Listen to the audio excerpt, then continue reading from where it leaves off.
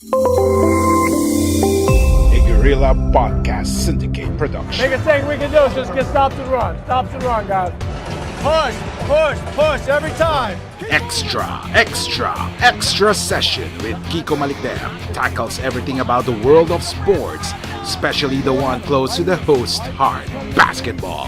Updates, discussion, clarification, name it. Extra session has it. Extra session with Kiko Malicdem. That's how they're getting the points. Rebound favors battles and gets it away from Bob Mote out the hill for three. Bingo. Okay, good day once again, sports fans. Welcome to episode 11 of Extra Session with Kiko Malicdem. And we are back with a bang today, as I not only have one but two guests for this episode. Joining me in this podcast is a good friend. He's a sports columnist, a coach, a teacher in University of Santo Tomas. Friends, welcome, Coach Chris De La Cruz. Good morning, Good day to our good morning to all our viewers. Good day to everyone, to all the sport aficionados who are watching right now. Of course, Coach Chris and I will be talking to the former PBA reinforcement. He played for the Pure Foods franchise, particularly for the Star Hotshots for two conferences in 2016 and 2017 Commissioner's Cups. He made a mark in the PBA after posting a spectacular stat line of 25 points and a monstrous 35 rebounds. Back in early 2018, he became a naturalized South Korean, and he is currently playing for the said country, carrying the name of Ragunwa. Ladies and gentlemen, let's all welcome Mr. Ragunwa and Ricardo Ratliff. Good day, Ragunwa. 안녕하세요. 안녕하세요. What's up, man? Thanks for having me on the show. Yes. How are you doing right now, especially the coronavirus putting a defensive stop or putting a defensive effort against all basketball tournaments worldwide? How are you keeping up yourself in shape? I'm doing really well, actually. I suffered an injury last year, so I'm just rehabbing, getting back in shape, and getting my knee back to 100%. I've been in Korea for about 2 months now because they wanted me to come back early to make sure I was working as hard as they wanted me to. So with the virus being a lot better here than it is most places in the world, I'm happy to be back, and I brought my family back early with me because of that, because of the virus. Yeah. I see. And of course, a lot of basketball fans, particularly in the Philippines, were surprised when you first arrived and immediately made an impact for the Star Hotshots back in 2016. How were you able to come to the Philippines? Who brought you here? Actually, it was my Korean agent. His name is Kim. He just asked me if I wanted to play, if I wanted to continue to play throughout the summer after my season here was over. So I was just like, sure, I'll try it. If the money lines up right, and then the timing, and then I'll give it a try. And I ended up going over there, and I played well, and I fell in love with the country, team, and atmosphere, everything. So I had a great time there, and maybe in the future I can come back and play some more. What was your first impression of with the Filipino players and of course the league after playing here? But my first initial impression was they can speak English. Like, I didn't need a translator. Like in Korea, like nobody really speaks English. It's probably only like 2% of the players that can speak English. Like, so I was like, wow, like they can speak English, and it seems like it's more Americanized. Like the basketball style is free, it's flashy, it's fun. Like here in Korea, we play like real structured basketball, so at times it could look a little bit boring, but it works. But I'm like, me being American, I feel that it's actually funner to play like American style basketball, and I think that's more so played like in the Philippines, maybe China, and involving the Asian countries. I see. All right. You call Korea now your home, Pardo. Let me ask you first. What does Raguna mean? Did you choose it, or did someone give it to you? The name. Ra comes from my last name is Ratliff, so just the R and A from that. Right. But the Gunna, I actually came up with it, but I came up with they said it was like a North Korean version of it. So they just made it. They gave me the South Korean version of what I said I wanted my name to be, and it came out to be Gunna. So just robbed from my last name, and then I picked the Gunna, but I picked the North Korean version. So they just basically like translated it to Korean. So basically, it worked out. That's Guna, right? Guna. Right, just Gunna. But that means like, they pronounce it as Guna, but in the States you speak English, it's Gunna. But yeah, it means like it's like leader and strong, and just how I and some fans think that I play. Being a leader and just being strong, never backing down, toughness, stuff like that. Like that's what Guna means. Yeah. I see. Basically, that's you. That's you. I like Never to backing think down so. from anybody. Yeah. Yeah. And what was your most memorable experience when you were an reinforcement here in the Philippines? Most memorable?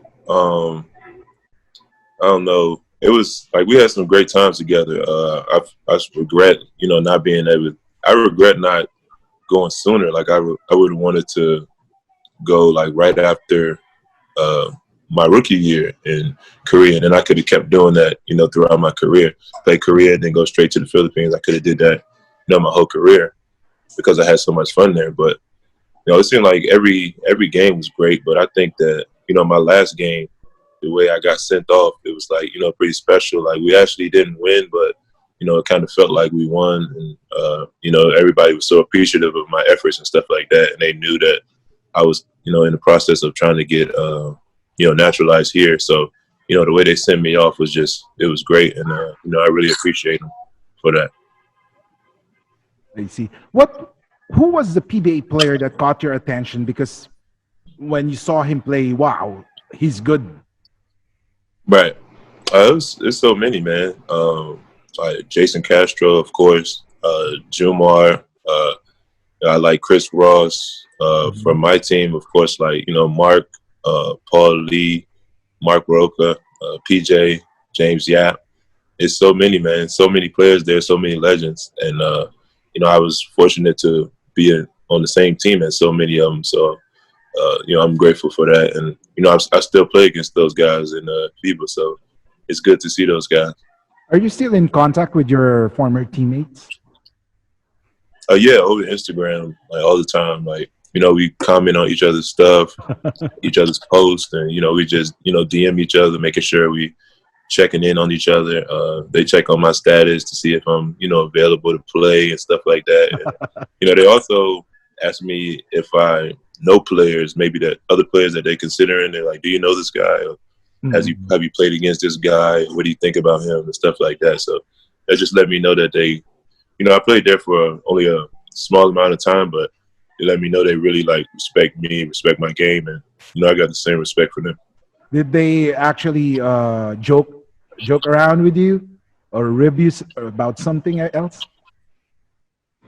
About being in Korea now? Yes. Or nah, not really. It was all like congratulations and stuff like that. Mm-hmm. Of course, they was like, man, like we would love to have you, but you got to do what you got to do, and we look forward to playing against you, soon. Speaking of playing for Korea, can I ask you one big question? During the last World Cup qualifiers, did you really play well for us to be lifted or to give us a lift somehow? Oh yeah, to get of course, yeah.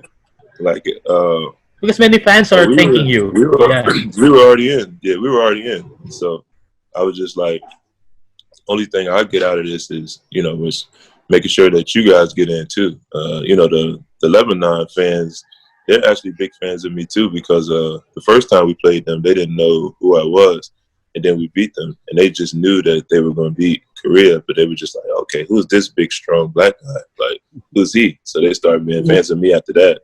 So the second time we was about to play them, they were all like coming up to me like, please, like, let us win. And I was just like, I can't do it. Like, we gotta win, because I gotta make sure, you guys get in there too, because, I think you guys deserve it. So Yeah. And I just had to do what I got to do. I went out there and played hard, and that's why I think I posted like right after the game, like I put the Filipino flag on my story, so like so these all the fans could know like I did it for you guys. Yes. So Thank you for that. Thank you for that. you For receive sure, for sure. receive messages from the Filipino A players. lot, yeah. Players, fans. I think my DM, I probably had like I don't know, like at the time, like maybe over 1,000 like messages. Yeah, that night, and it was just all like like thank you, idol, and come back to PBA, and they were just very appreciative. Yeah. Yeah. Ricardo, what's the biggest difference on how the game is being played in Korea and in the Philippines? Can you name at least one big difference? I would say style, because like here, like it's more like old school type, like penetrate and kick, like you know what I mean, like no flash. It's just like it works if you have like the players that can tolerate that type of play. Like we got such good shooters, so we like penetrate and kick, and it works. I feel like in the Philippines, it's more like Americanized. Like you see a crossover or Filipino players try to dunk on you and stuff. Like Koreans don't try to like dunk on each other. You know what I mean? Feeling they stay with the basics compared to the Filipinos. Yeah. That's why we just call it like it was like old school, but you can't really knock it because it works. You know what I Yeah. mean? So it's like I'll say like maybe Korea is old school and Philippines is new school, but both of them still works. You know what I mean? So yeah, Yeah. either way, it's like a win-win. Yeah. Okay. So, is there a chance for you to come back to the PBA, if ever? Yeah. My contract with the Korean national team right now only consists of, I think, this year and then 3 more years. And then after that, I'm pretty much free. So, but I still have a passport, so I don't really know what's gonna happen. But I won't be tied down to any team because my contract with the national team is only for 3 more years. Yeah, so now I'll be a little bit older by then, so I don't know if you guys will want me anymore, but we'll see. Yeah, Yeah, you'll only be around like say 34, 30. 34. Yeah, 34. Yeah. So, You're still in the, I mean, in good shape. If you're still in good shape, I There's mean, a lot of hops right. Right. remaining. Yeah. Still in pretty good shape. Yeah. I don't feel 31 right now. yeah. I still feel like I'm, in my late 20s. Feel pretty good. So, how did the naturalization process started for you in Korea? Was it an easy journey, did the Philippines ever reach out to you to be their naturalized player in? It was pretty smooth. I heard it's a lot more complicated in other countries, but it wasn't easy, but it was like it wasn't that stressful. Like only thing that for me is like I wasn't getting that many updates. I would just hear something like maybe like I'll hear like, oh, it's going well. And then 2 months later I'll hear like, oh, it's not going so good. And then another 2 months later I'll be like, hey, it's going well again. So I was just like, okay, like what's going on? So that's when like mostly I was in the Philippines at the time. And I was just like, all right, I'm just gonna focus on, just winning games here. I'm not gonna really try to stress myself out about what's going on over there, because if it works, it works. But if it doesn't, it's not the end of the world. I'm still fine. I can still play here. I can still play. I'm still gonna play in Korea regardless if I get a passport or not. So in that aspect, it wasn't that bad because I talked to the guys that like Nick Fizikis, who's naturalized in Japan. And Yeah. I talked to him, and he was telling me that, it's a really tough process over there to get it. And, in that case, I was just like, I'm grateful, you know what I'm saying? And I was the first person to get it here, the first American person. So that's why my agent had said something about, the Philippines considering me, but they didn't really know. I think it had, because I think Andre was still maybe under contract, and then they was considering some other guys, but it was just like, you're in consideration too, but I doubt it. We're just gonna really, focus on, Korea. So speaking of the naturalization process in Korea, how did you adjust with the culture? How did you embrace it? I think with me, it was a lot easier because I came here as a rookie, and I didn't really know what to expect. So it was just like whatever I had to do to, get on the court. At that time, I was so young and just so eager to play. I was like, whatever I have to do, I'll do it. So by that time, like now, like I would never speak up for myself because I was rookie. But now, like I can, as a coach, I don't like this, or I don't think we should do that. They kind of listen to me now because, I have a good reputation, won some championships and stuff like that. So I got some pull around here. But with me, just starting out so young, it was like a lot easier adjustments because, I've been here so long. And when I came here as a rookie, it was just like whatever I got to do to, get paid and, play basketball, I'm going to do that. It has been documented that the South Korea has had the number of the Philippines in international basketball. What do you think has been the advantage of Koreans over Filipinos? And how can the Gilas team, in your own point of view, can get over the hump? Honestly, I have no clue. Like I hear like fans will message me like, yo, the Korea curse or something like that, but I didn't even have any type of idea of that. Like I played the last game in the Asian games and people were messaging me like, hey, take it easy on us, idol, like let the Filipinos play against the Koreans and you don't get involved because we got like bad blood. You know what I mean? And I was like, I would do that, but I'll get in trouble. You know what I'm saying? I got to play, so I had to go out there and, do what I had to do, and then I congratulated the guys after the game, of course. But I got a lot of messages after that game too. And the fans were like, man, like, I honestly think you could have stopped the curse today if it wasn't for you or something like that. But I had no clue it was like that. But like I said, in order to beat Korea, you just got to be as disciplined as they are. They're super disciplined players. They won't go out of their comfort zone. You know what I mean? So they won't try a shot that they're not capable of doing. And I know as basketball players, we get like a high sometimes that we can do stuff that we can't actually do. Like bigs want to play point guard sometimes when they're not capable. Guards want to post up. But here, it's none of that. These guys are so disciplined. You're going to have to be as disciplined or even twice as disciplined in order to, to beat these guys. You recently mentioned or talk about 30 Ravenna. What do you think he should do to be effective in playing basketball in Japan? 30?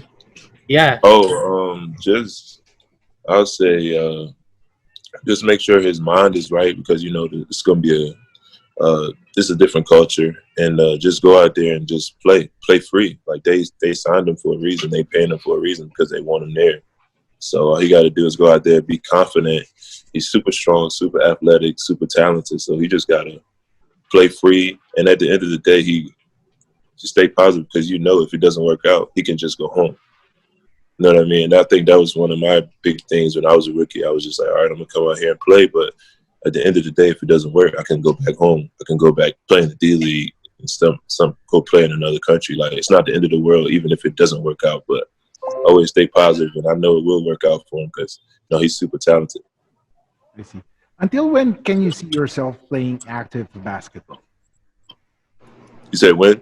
Until when can you see yourself playing active basketball? I'm on year 9 now, and I feel pretty good. I can feel a little bit different from when I was younger, but I'm shooting for 40.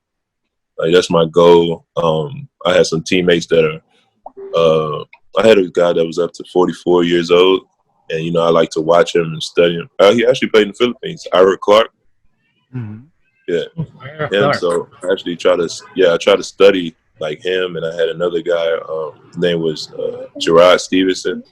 He was 43 3 years old. So I look at those guys and try to see how they move, try to see how they work out, the adjustments they made to their games in order to, have them play for such long stints, 20 plus years. So I try to watch those guys and try to put it in my game too, so I can hopefully do the same thing, so I can play for a while and be able to take care of my family for a long time. So, speaking of getting old in the sport, what else do you want to do with your basketball career? I just want to, make my family proud for one, and have my daughter be able to go to school and, brag about what her dad's done and stuff like that. And, I want to help others who grow up like me in not ideal situations, not with not a lot of money and not both parents in the home and stuff like that. Probably when I retire, I can't really see myself as a coach, because I don't really want to. Basketball is real stressful, so I don't really want to stay that close to the game. So maybe like a personal trainer or something like that to help basketball players stay in, tip-top shape. But as far as like coaching or something like that, as of now, like that's not on my resume. Like that's not, one of my plans. But I do want to stay connected to the game in other ways, like maybe like I said, like a personal trainer, or I don't know, like a guidance counselor or something for foreign players. Just to help them adjust, because I can let them know, like, hey, this is what you're going to expect in Asia. And if you play in Korea, or if you play in the Philippines, this is what you can expect to help them transition faster.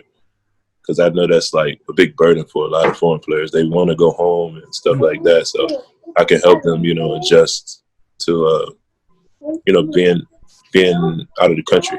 Yeah. Now, for example, of course, since you're a foreigner, for example, you're in a foreign land, Right. What advice can you give to someone who would want to be a naturalized player, just like you?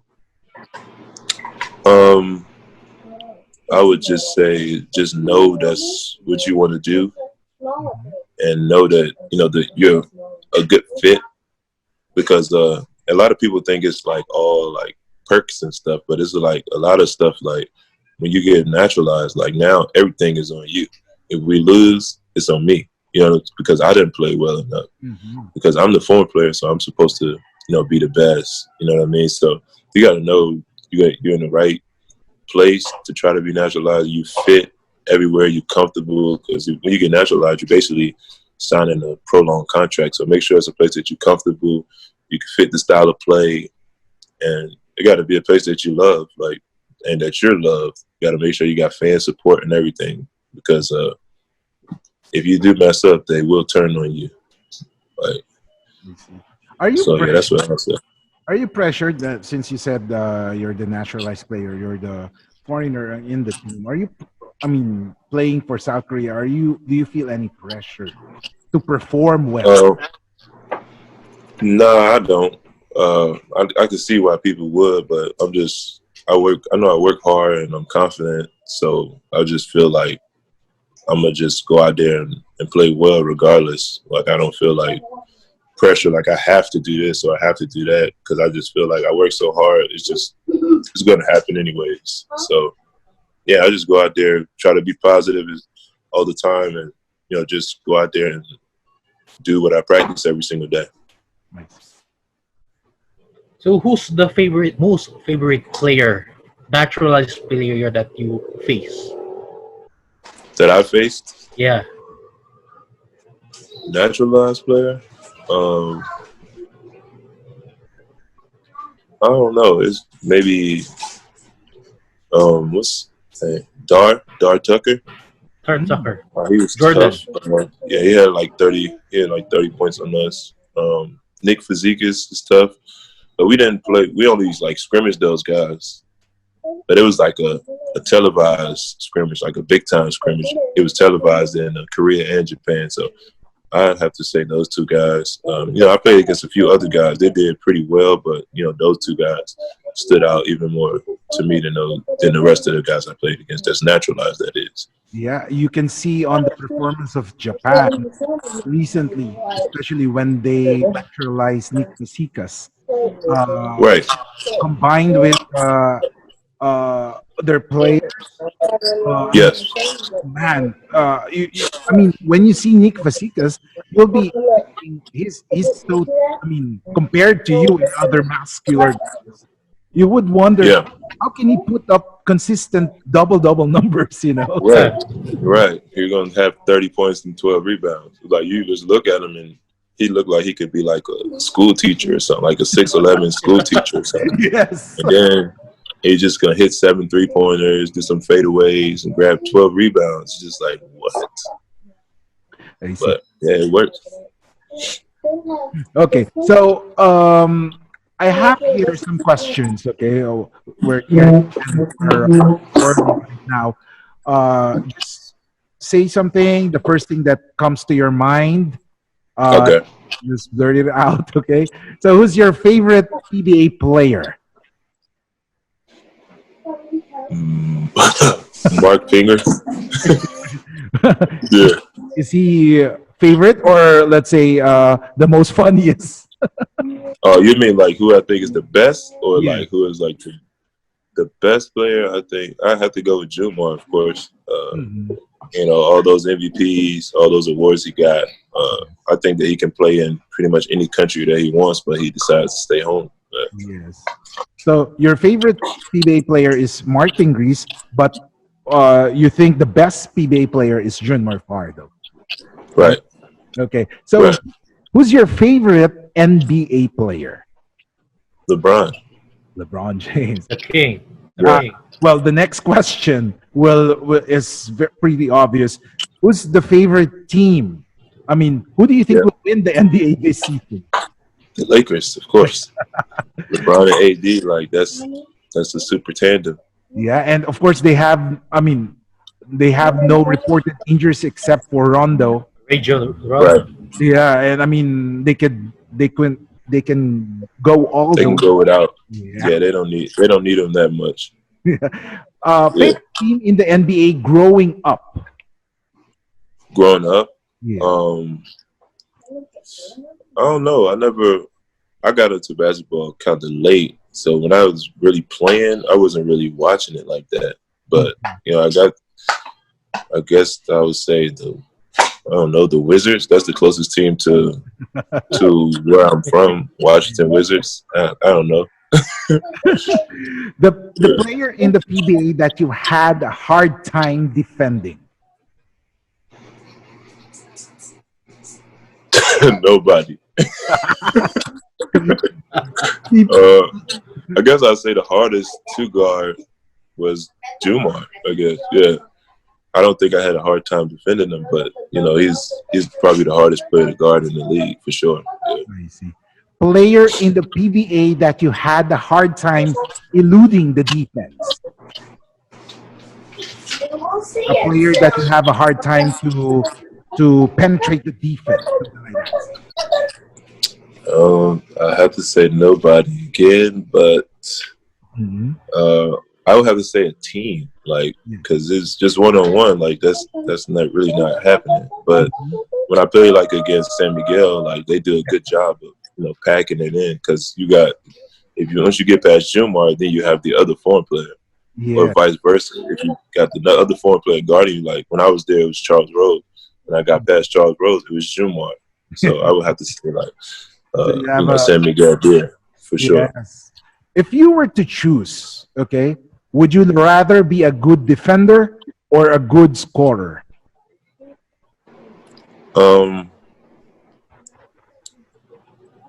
I feel like it'll have to depend. Like it'll depend like where you're playing and the system, and it's a whole lot of stuff that'll go into it. Like if I'm maybe in Korea, you have to be a good scorer.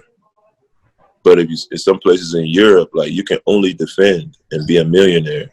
You know what I mean? You can play like Rudy Gobert and average 8 points, and as long as you got those 5 blocks, you're gonna get paid that $1 million for that season. But in Korea, that's not gonna fly. You know what I'm saying? Mm-hmm. So it just depends like where you are, which country you're playing in, what team you're on. So I just try to stay like as evenly balanced as I can. What's the worst injury that you had? I guess it's the one that I suffered last year because I was out the longest. I had two. This is my second injury. I got my knee strength back up to 100% now. I was out since February. Okay. And it was that torn. I tore something in my MCL. Okay. So yeah, that was my worst injury, and I just try to pray, stay positive, and just rehab hard. And now I'm back dunking and running up. I get up and down the court in less than 9 seconds, and I'm back to pretty good strength and health. Does Korea have another naturalized player, or are you the only naturalized player for Korea right now? It's it was some half Korean players, but I was the only, just straight 100% American player with no Korean blood. I was the first. Yeah. If we check your gym bag right now, what are the things that we are going to see that will shock or surprise us? If you check my what? My Your gym bag. Your gym. sport- Oh, gym bag. Gym bag. Oh, with shock. I don't know. I don't think nothing. It's just regular stuff in there. It's just there'll be shoes in there. My toiletry bag that has like deodorant and soap and cologne and stuff. But other than that, in there, I don't think nothing will shock you guys. It's just regular basketball player stuff. Stuff to work out in and stuff to get clean after you work out. That's it.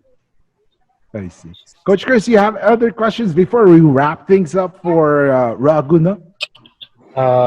Just want to ask his message to his Hotshots fans. What is your message to your Hotshots fans? I just want to, thank them, of course, like I always try to do on Instagram. I always try to shout them out in, my stories and stuff, and let them know that I appreciate everything they did for me. And I appreciate the support they still give to me. They still watch my games, and I always watch the, Star Hotshots games, whether it's the, the All Filipino Cup, the 6-8 or under 6-8. I'm still supporting. And I hope they continue to win, and maybe someday we can meet again. Because if I do play in the Philippines again, it'll definitely be for Star for the rest of my career.